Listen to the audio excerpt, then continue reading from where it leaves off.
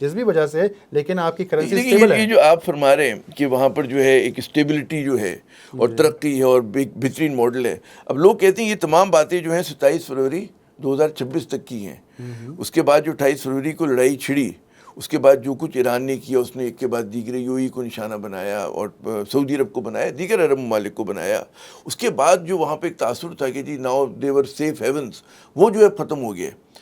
تو کیا واقعی مطلب ہے اس حد تک معاملات بگڑ گئے ہیں, اور کیا ان کو اعتماد سازی دوبارہ سرمایہ کاروں کا دل جیتنے کے لیے کیا کرنا پڑے گا, کتنا وقت لگے گا اس میں؟ دیکھیں میں اس کو ایسے دیکھتا ہوں کہ عمومی طور پہ یہ تاثر ان لوگوں میں پایا جاتا ہے کہ جو خلیجی ممالک میں نہ کبھی رہے, نہ کبھی وہاں کام کیا, نہ وہ عرب مائنڈ سیٹ کو سمجھتے ہیں.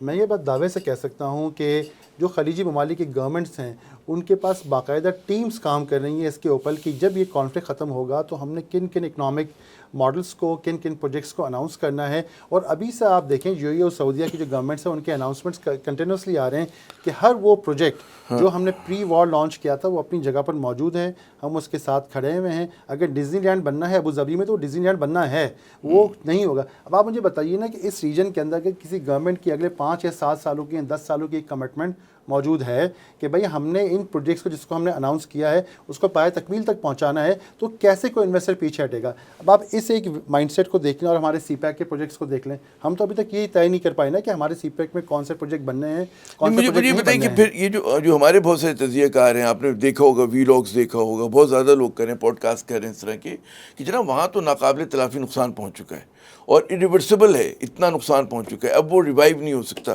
تو یہ بتائیے کہ جیسے دبئی کی بات ہے کہ دبئی ظاہر ہے کہ وہ تیل پہ تو اتنا اس کا انحصار نہیں ہے, اس کا تو فائنینشیل مارکیٹ پر ہے, بزنس پر ہے, ٹورزم پر ہے. کیا لگ رہا ہے آپ کو؟ دیکھیں آپ پچھلے اس کو اگین ہر چیز کو کانٹیکس میں دیکھنا ضروری ہوتا ہے. آپ 90s سے 70s سے دیکھ لیں, یہ کیا پہلی مرتبہ اس خطے میں کوئی جنگ ہوئی ہے؟ پہلی مرتبہ نہیں ہوئی. گلف وار بھی ہم دیکھ چکے ہیں, ہم 2008 کا فائنینشیل کرائسس بھی دیکھ چکے ہیں, کورونا بھی آیا.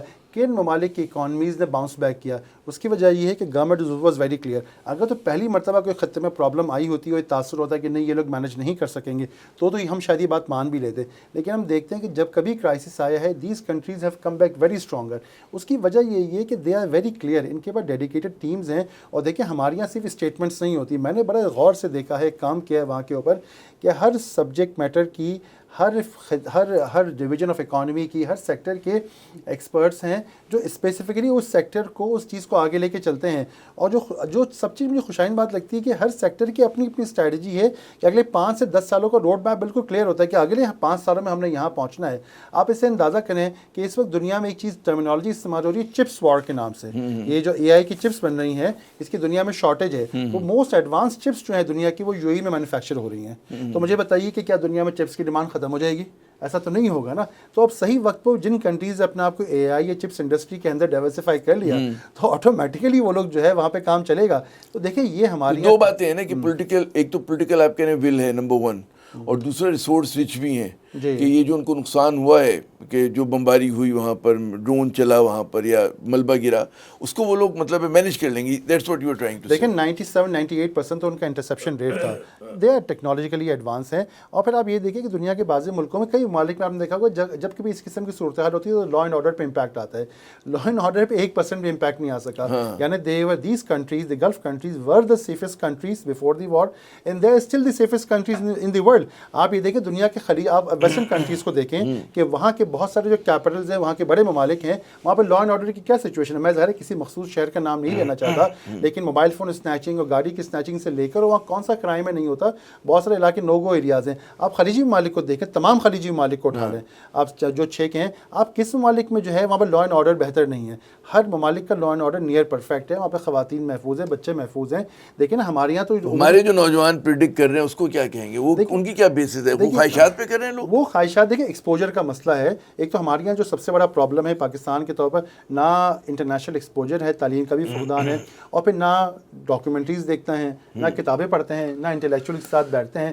وہ تو تھوڑا سا یہ ہوتا ہے کنویں کے مینڈک والی صورتحال ہو جاتی ہے, اور فرضی. اور پھر ظاہر ہے کہ ایسی بہت ساری لابیز پیچھے سے ہوتی ہیں جو نوجوانوں کو مس فیڈ کر رہی ہوتی ہیں, مس گائڈ کر رہی ہوتی ہیں. لیکن میں آپ کو یہ دعوے سے کہہ سکتا ہوں کہ جو لوگ انہوں مڈل ایسٹ میں رہے ہیں, PCC کے اندر رہے ہیں, کام کیا ہے, ان کو وہاں کے مائنڈ سیٹ کا پتہ ہے, اور انہوں نے دیکھا ہے کہ کس طریقے سے یہ جو چیزیں آتی ہیں. اور آپ یہ دیکھیں کہ یہ کنٹریز جو ہیں یہ ہماری اکانومی کی لائف لائن ہے.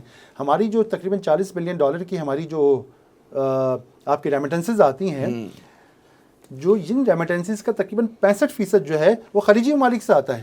تو آپ یہ بتائیے کہ ان ممالک کے خلاف کوئی کیمپین چلا کے ان کے بارے میں بات کر کے کیا آپ اپنے ملک یو اے کی بات کریں 1.6 ملین 7 ملین وہاں پر پاکستانی کام کرتے ہیں, پاکستانی ہیں اور زمانے سے کام کر رہے ہیں,